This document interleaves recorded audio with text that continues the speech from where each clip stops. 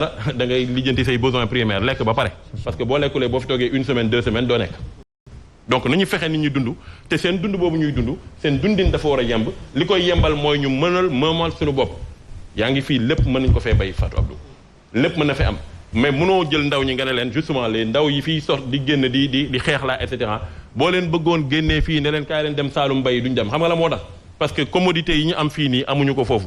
Donc il nous faudrait développer le concept de ce que j'appelle les cités agricoles. On parle nous dans notre programme de ce que j'appelle le programme 5.1 5 jeunes pour 1 hectare. Ça c'est un vrai programme de xëyu ndaw yi. de xëyu ndaw yi wax na ci monsieur le ministre xëyu ndaw yi wax na également ci koom gi fi mu ñu jëlee en 2012 ak fi mu ñu indi aujourd'hui en 2019 mais ci souveraineté alimentaire est-ce que échoué wuñu fa parce que Sénégal lu ëpp ci li nga xam ne moom lay dundee daf koy jéggaani biti réew et problème la aujourd'hui ci 12 ans de régime du président de la République Macky Sall. balaa may ñëw foofu dama bëggoon sama bopp nga wax ñuy wax c'est bilan immatériel. pourquoi ma jël indicateurs yooyu nga xamante ne ay organisation internationale ñoo koy def parce que wax na ko ñun amul sondage fii. suñu laajee Ismaïla Madior mu wax li ko neex suñu laajee keneen mu wax li ko neex mais amul. Il n'y a pas un indice synthétique de satisfaction loolu moo taxoon ma jël données yoo xamante ni soo tapé tout de suite internet. Oui. État de la gouvernance au Sénégal. D'après telle organisation ou telle norme ou tel système nga gis ko. loolu au moins c'est objectif c'est vérifiable. Maintenant chacun peut avoir son avis. Mauvaise gouvernance ñii ne bonne gouvernance kooku ku nekk da ngay wax rek sa xalaat mais je parlais de instruments yi nga xamante ni am nañu wala système yi nga xamante ni dañuy mesurer la gouvernance wax ci seen xalaat. beneen bi ci topp mooy.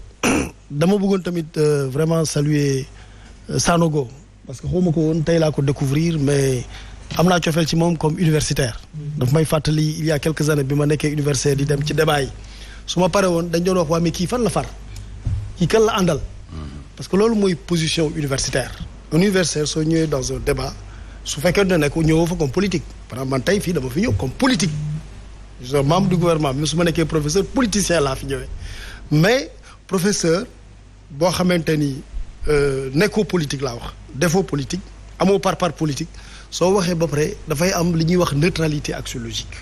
C'est les principes que tu analyses c'est l'objectivité c'est la distance. mais soo jëlee benn camp rek pouvoir wala kii mun nañu soo wax ne intervenir auto comme professeur d'université mais comme politique moo tax ma bëgg a préciser ni man fii je parle comme politique bien qu'étant professeur. leneen li ci des dafa am loo xamante ne tamit dama ko fi dégg ñu wax ko ci te mu nekk lu am solo mooy dañu ne il faut des élections inclusives may fàttali ne Sénégal bi ñu commencé def élection ba léegi on a toujours fait des élections inclusives musul am ay élections yoo xam ne dañu. mooy ñëpp bokk. ñëppay bokk sous réserve. ñoom Ousmane Sonko. sous réserve du respect de la non c'est pas le nom qui est important Fatou Abdou mun na bañ a bokk ci élection bi inclusive si Fatou Abdou ne remplit pas les conditions posées par la loi mais du ci bokk. Absolument. C'est tout. Donc élection inclusive du on est combien 18 millions de Sénégalais 18 millions yëpp ay bokk wala ku bëgg a bokk da ngay bokk non ku bëgg a bokk da ngay bokk sous réserve du respect des conditions qui sont exigées par la loi pour être candidat à l'élection présidentielle il faut on énumère des conditions yooyu soo ko si on prend l'exemple de Ousmane Sonko da nga jàpp ne conditions yi. mais ku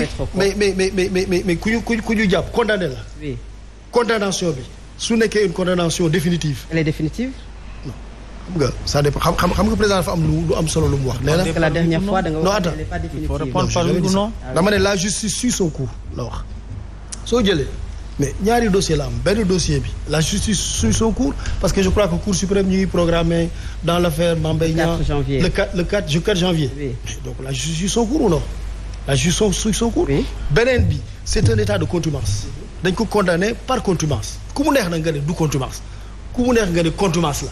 mais la justice a retenu que contumace la su fekkente ni dafa am benn tribunal le tribunal d'instance de Dakar en l'occurrence qui dit que affaire bi du contumace dañ ko war a jox fiche de parrainage mais c'est une décision qui est rendue par un tribunal d'instance am na benn décision boo xam ne ci Cour suprême la Cour suprême moo am le dernier mot li mu wax la ñuy def mais tant que Cour suprême waxagul lu ñuy def mi ngi mel ni dans l'affaire qui l'oppose à Mame Mbaye Niang ministre Abdoulaye Sow wax na ko sànq te mu am solo loolu su fekkente ni bi ñu ko condamné cour d'appel dañ ne affaire yi jeex na mais c'est pas juste cour d'appel pare na mais jeexagul li cour suprême di wax le 4 janvier la ñuy jàpp. loolu la ñuy jàpp fii tamit li ñuy jàpp mooy li cour suprême war a wax xaw ma kañ xaw ma ndax programme nañ ko wala programme nañ parce que je ne suis pas les questions de justice mais cour suprême waxagul mais munoo wax ne la décision elle est définitive donc loolu dafa nekk loo xamante ni dama bëgg parce que damay dégg souvent ñu naan des élections inclusives mais les élections c'est inclusif mais des élections inclusives dans le respect des conditions exigées par la loi loolu dama bëggoon leeral ko quoi ba nga xamante ni vraiment ñu déggoo ci ensuite Fadab sa question yi ngay posé da nga ne un pays où les décisions de justice ne s'appliquent pas loolu waroo ko wax. dama ne. ku far nag mun nga ko bàyyi moom wax ko. mais yow journaliste non man damay laajte dama ne. monsieur le ministre. Ngouda nee na les décisions y a pas de justice sans paix. oui et les décisions de justice ne s'appliquent pas moom laa reprendre. da nga ko cité. oui dama ko cité. d'accord dama foogoon sa yaay wax non moom su ko neexee bu wax ko am na droit wax ko mais yow dama foogoon nag yow journaliste yaa wax les décisions de justice ne s'appliquent pas parce que mais dans notre pays les décisions. mais décision de justice bu tribunal d'instance de Dakar ak tribunal d'instance de Ziguinchor kenn appliqué wu ko. mais parce qu'il y a un pourvoi. Pourquoi on n'applique pas la décision sur l'affaire Mame Mbaye Niang? Oui, c'est ça. En disant que vous êtes inéligible parce que la cour d'appel vous a condamné. D'ailleurs, il y a des pays où on considère la décision rendue par la cour d'appel comme définitive. Pourquoi? Parce que la cour suprême ne revient pas sur les faits.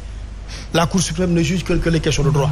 Mais non, dans notre système, nous, il faut que la cour suprême dise son dernier mot. Tant que la décision n'est pas exécutoire. C'est tout. Donc vous ne pouvez pas dire que les décisions ne s'appliquent pas. Moi, je connais Mouako, il a le droit. Voilà, il a. Mais il n'est pas le seul en fait. Il y a d'autres personnes. Mais ils le disent à tort. La décision quand même. Ils le disent à tort. Pourquoi ils le disent à tort? Parce que le dernier mot revient à la Cour suprême. Et la Cour suprême n'a pas dit son dernier mot, sauf si la Cour suprême. En matière électorale. En matière électorale, sauf si la Cour suprême a statué, alors que moi, je ne suis pas au courant. La Cour suprême a renvoyé. Mais déjà, je vous donne un exemple. Quand le juge d'instance de Ziguinchor avait rendu sa décision. suñ ne woon la décision exécutoire intégré woon ko ci liste électorale cour suprême ñëw du baaxul nu ñuy def kon ñu ne juge Ziguinchor bi nee na ñu réintégré lo on le réintègre tout de suite cour suprême ne non baaxul renvoyé devant un autre tribunal moo tax il faut avoir la patience et ça c'est la justice. Et quel est l'intérêt de l'État maanaam dem ci mbir yi dossier bi xaaraat cour suprême. C'est l'intérêt pour le droit. On est candidat à l'élection présidentielle quand on remplit les conditions formulées par le droit. ku ñu respecté wu droit bi dañu la bàyyi état loolu mooy rôle état mooy Fatou Abdou dafa bëgg a nekk candidat mais dañuy xool ndax na respecté su fekkee ne dafa ay procédure contre elle pardon en l'occurrence xaw ma ndax bu nga nekk sax candidat à l'élection présidentielle mais dañuy xaar ba mu am loolu bu leen wax sant wala Fall Ndiaye Diop c'est pas la personne qui est importante il faut remplir les conditions posées par la loi par la constitution pour être candidat. En l'occurrence, il n'y a pas de décision définitive. Mais vous ne pouvez pas être réintégré. Le jour où il y a une décision définitive, vous êtes réintégré. Évidemment, si vous respectez les délais. Donc voilà, maintenant, dans la solo sank ci affaire bon, oui, malheureusement, bon, c'est très vaste et bon, je n'aime pas trop garder la parole parce que nous sommes un débat. Allez-y, et vous terminez sur ça, oui. Mais vraiment, souveraineté. Du moins, souveraineté alimentaire. Souveraineté, c'est le maître mot de la politique du président Macky Sall. Souveraineté dans le choix de ses partenaires. Sénégal du chasse garder benn réew. damay dégg ñu naan étranger yi ñooy def lépp dara déedéet c'est un pays ouvert.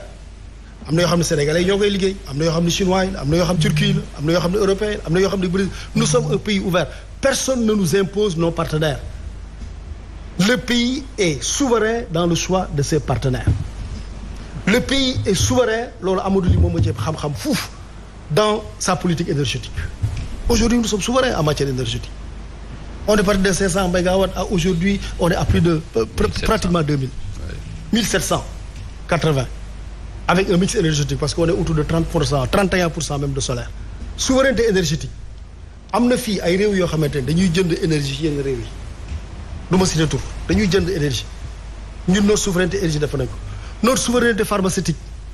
Aujourd'hui, nous sommes en Afrique, un des rares pays en Afrique au sud du Sahara, où on fabrique des vaccins. Ça, c'est la souveraineté pharmaceutique. Soo jëlee agriculture, toutes les spéculations agricoles de 2012 à maintenant ont été triplées.